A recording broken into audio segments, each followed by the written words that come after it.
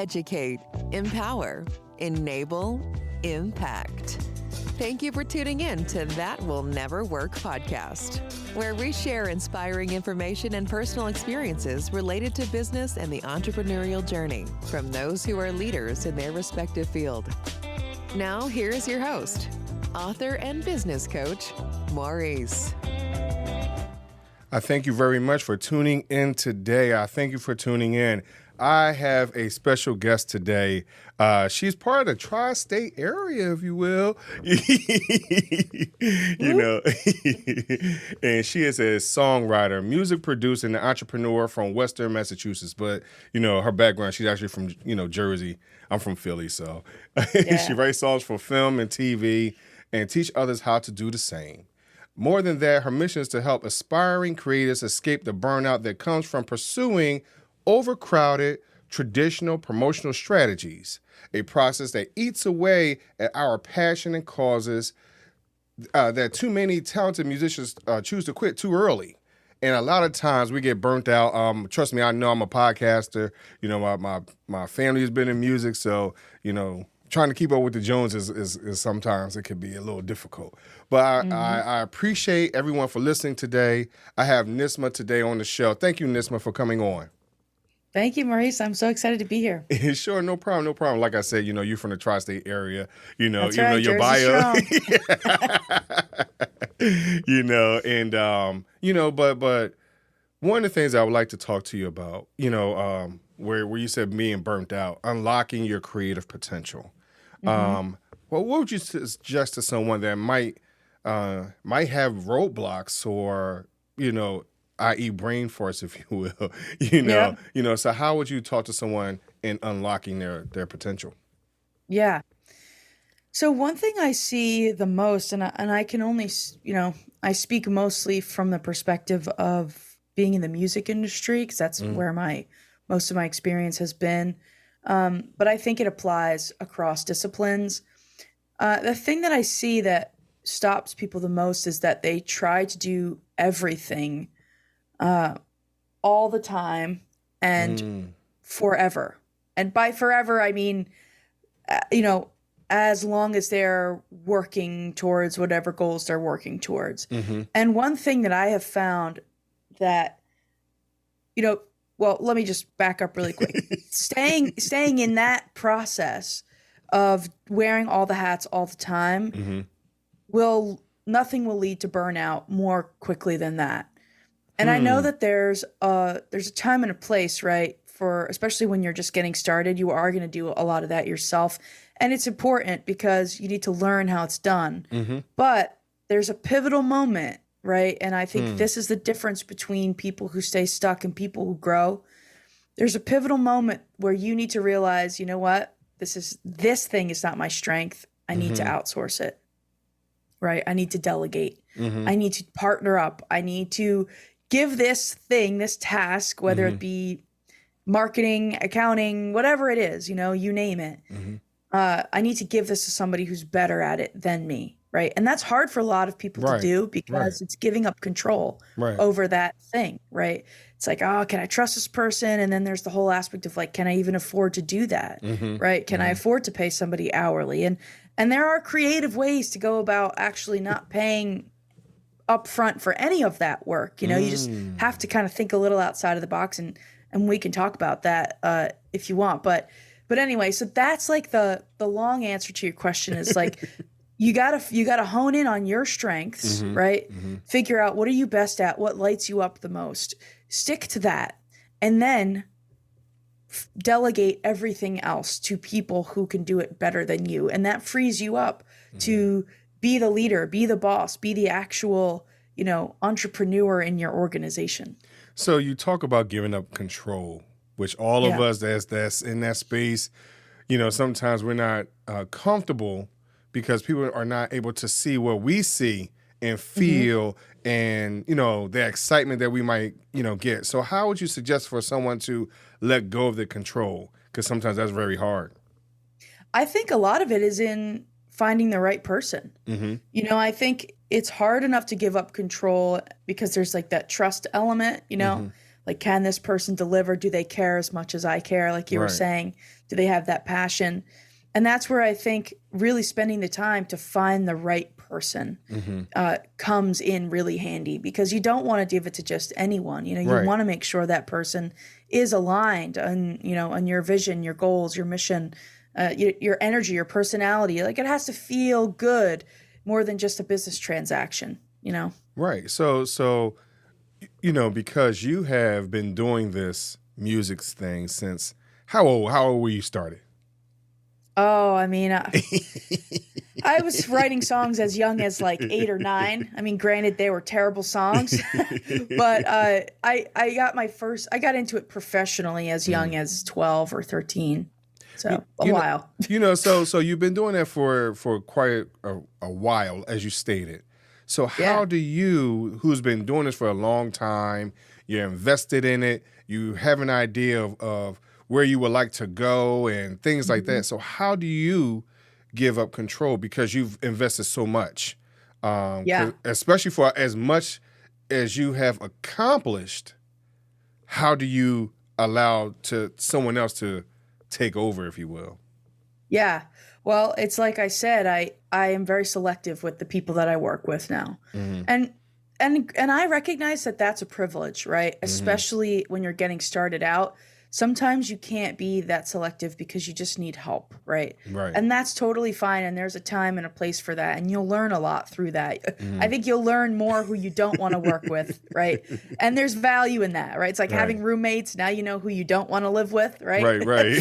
So, but yeah, I've worked myself to the place where I can be a little more selective with the people I work with, because I know what I want. I know who I am. I have a very clear vision of what I want, you know, and just, I'll give you like an example in terms of, in the context of music, which is the context from which I generally operate, right?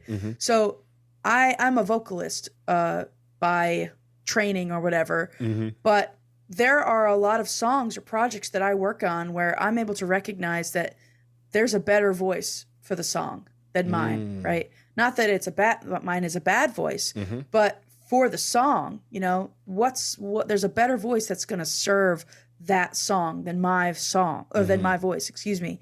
And it's ego to say, oh, well, you know, I'll just sing it because I can sing it, right? And I've made that mistake, right? and I've made less than awesome songs, right? And I've only had to make that mistake a couple of times, though, before I realized, all right, I got to take the ego out of this equation and really just get clear on the mission of, like, I'm trying to make the best song, right? So let me step out of my own way and find a vocalist who's a better vocalist for this song. And that process, engaging in that process of, like, really just, like, vulnerably giving over the trust to someone, you get better at it each time. And then you actually start to go into projects thinking, who are the best people I could team up with on this that are going to make this 10 times better than I could do by myself? So I don't know if that answers your question, but that's kind of where I come from. And no, and it does. And on top of that, because now you have given up some of the control, right? And now you're also putting something together for someone else. How does that layer on top of creating that potential for creativity and staying in that mix? Because sometimes, you know, when you create for someone else, that might energize you. So how about for someone like yourself, how does that energize you? Oh, yeah. So, yeah, like, again, in the context of writing, I mean, I write for other artists a lot, right? And that process of not only getting out of the way, but putting myself in the other person's shoes, that process is hard, but it's so fun, because you get to really kind of get in somebody's head for a day, you know, and see life through their eyes, and then you get to write about it. And it's great because you're making human connection, right? Like, songwriting is a very vulnerable practice when you're, I mean, just on your own, but then especially when there's other people, you know, you're being really honest and you're sharing your deepest, darkest truths and pain, and there's connection in that, and that's really rewarding at the end of the day, to say that you got to help somebody share their story, you know, and hopefully it impacts other people. So that's the part about it that I really love. So what else influences you to write? Whether it's walking in the street, you know, again, you're saying you're in Massachusetts, you know, maybe looking at all the snow you just received, you know, those type of things. That inspires me to get out of here is what that inspires me to do. You know, but what other things keep you inspired to be creative? Yeah. I mean, I feel like at a certain point as a songwriter, you develop this, I don't know, I call it songwriter brain, where your brain just can't help but see inspiration in everything. And, you know, and I don't know, maybe it's because I've trained my mind to do this. You know, I studied songwriting and I've just been doing it for so long that, you know, I will just be watching TV and somebody will say a line and I'll just be like, oh, that's a great song idea, you know? And it's like, I can't turn it off, you know? Right. And so, you know, if I'm being intentional about finding inspiration, then, you know, I might go online and listen to some music, you know, that I find great and see if there's anything energetically that, you know, inspires me, and then that could prompt some lyrics or whatever, you know. But usually there's just something there already swirling up in this noggin that I can just pull from. So, yeah. So what do you find more challenging today for artists? I mean, for yourself, I mean, you have been classically trained, you know, going to Berkeley, and you know, you've been doing music for quite some time. You know instruments, and you know you've been doing things even from a digital perspective. So you're a well-rounded individual. But because the music industry seems so crowded right now, you know, how do you stay creative, one? And number two, how do you maneuver through the challenges that you know, other people may come across? Yeah, that's a great question, or questions. So the first one, how do I stay creative? I mean, I feel like I can't help but be creative. It's just who I am. But I think I know what you're asking. Like, how do I stay engaged when there's just so much noise all the time? I think that I just really try to stay really clear on my why and who I am and who I want to be in music. Because I think there's a lot of pressure to mold, to mold yourself into something that seems palatable or commercially viable, air quotes around right? And I think that actually can create a lot of cognitive dissonance in a person, you know, because you're kind of, you know, you're chasing this dream, which is, you know, satisfying one part of you, but you're also not really doing it authentically, which, you know, hurts another part of you. So I have found that the more authentic I am to myself and my story, the more fun I have and the more inspired I continue to feel. So that's the first question. The second question is, how do you deal with all the noise, right? How do you cut past the competition?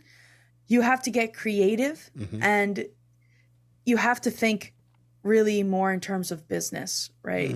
Because unfortunately, as much as we want to just make music and receive millions of dollars for it, it's not how the world works. It's not how the music industry works. It's not how business works. So you have to figure out how to generate actual income. And the path that I have found to be the most lucrative has been through licensing my music to film and TV, which is kind of my main thing. And it's what I help other artists do and figure out. So that has helped me kind of carve my own path, right? And it's helped me finance some things that I need to finance. And it's helped me get really clear on my vision.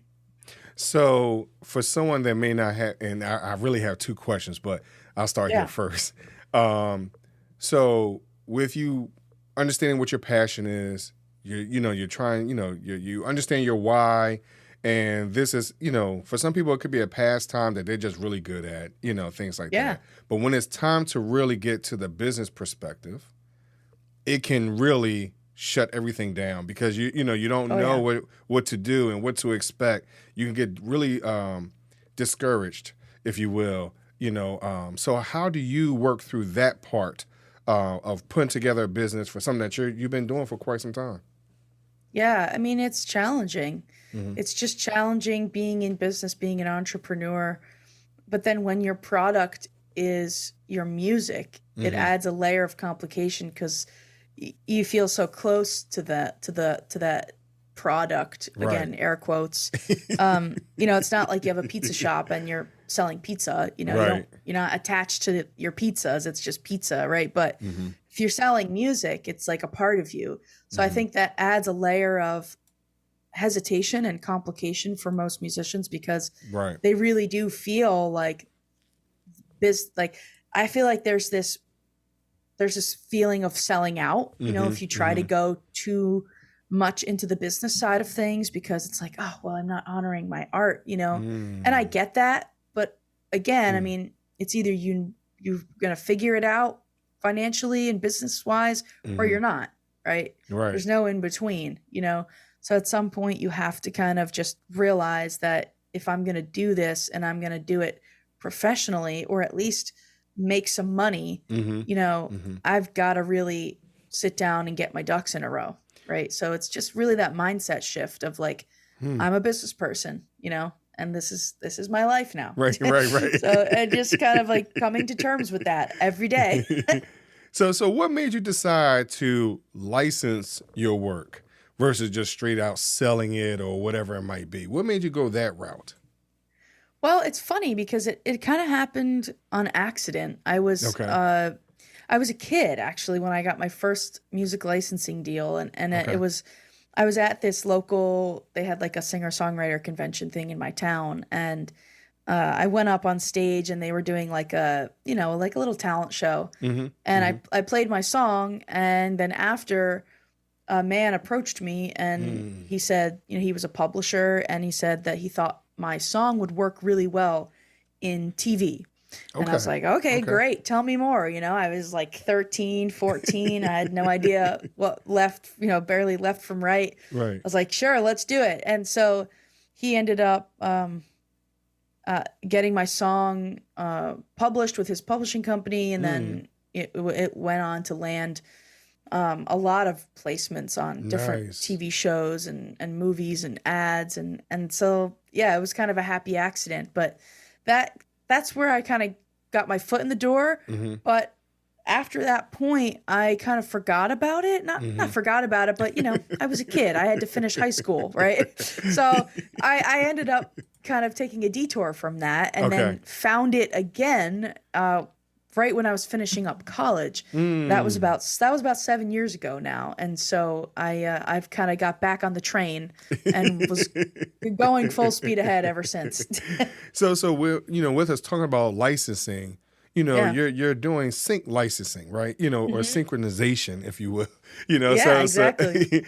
So what is that? Yeah. So it's a simple process of obtaining or being, if you're the musician, you're receiving a license fee, so money, in exchange for permission to use your song on a TV show, film, ad, etc. So it's called synchronization because it's the process of synchronizing music to a visual media, all right, a medium, and then whoever wants to do that. So to give you an easy example, let's say Target has a commercial, right, for their summer line, and they want a song for that commercial. They need to obtain a synchronization license to use the song, and they will pay the artist a fee, a nice hefty fee sometimes, for the permission to use that song. So that's the simple kind of explanation. You can go into the long explanation if you want, but no. Yeah, sure. Okay, go ahead. It's not really more complicated than that. There's just a lot more moving parts that you need to be aware of when you get into it. There's a licensing agency and they take a cut, and you need to have your you need to have the song registered properly, and right. So there's always more to learn, but that's the simple, how it works. So, and I said you can go on because we're talking about, the business side of this. And again, when you don't keep track of your business, you can lose it. Very simple, right? So how would you suggest, or where would you suggest for someone to even get that information, whether it's YouTube University or, wherever it is? So where would you suggest for someone to get the proper education? Yeah, well, I mean, shameless plug.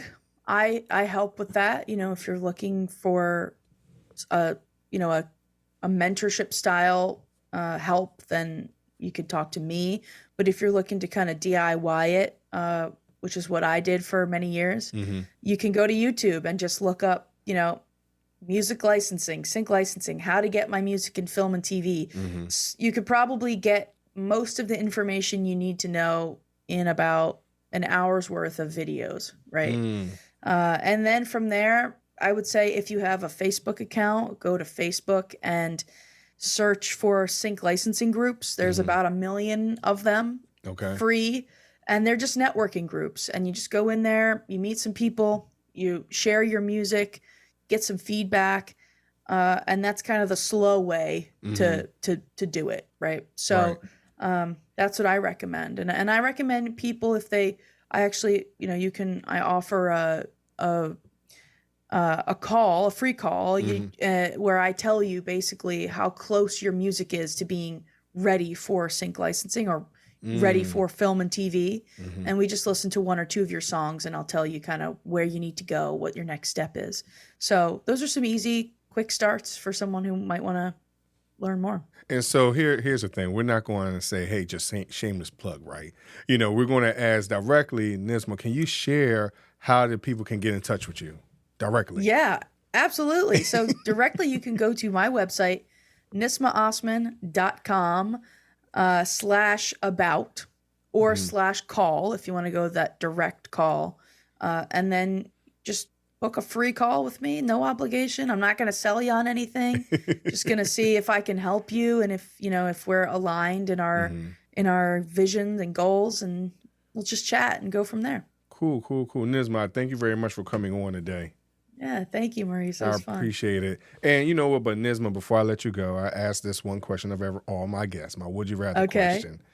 Would you rather choose 3 doors or a fork in the road? I feel like a fork in a road. Why a fork in the road? I think because 2 reasons. One, I can find my way back to the fork. The door feels more permanent. If I make the wrong choice, right? Like I can trace my steps back and go the other way. But two, the second reason is if there's a fork, it means that people have traveled on both paths. Yes. So it's not completely unknown, Wow. That's a good I'm probably the first person to thoroughly overthink that question, but that's my answer. No, you're not the first. But, because some people have said, hey, I don't like that route, I'll go back the other route, that type of thing. Yeah. But then there are some people that really likes the more options, 3 doors.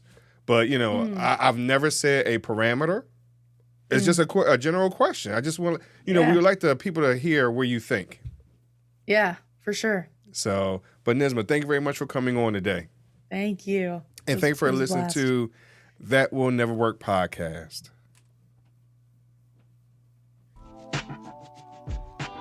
Thanks for listening. Find us on social media at Chisholm Group LLC and check back weekly for new episodes. Until next time, that will never work, or will it?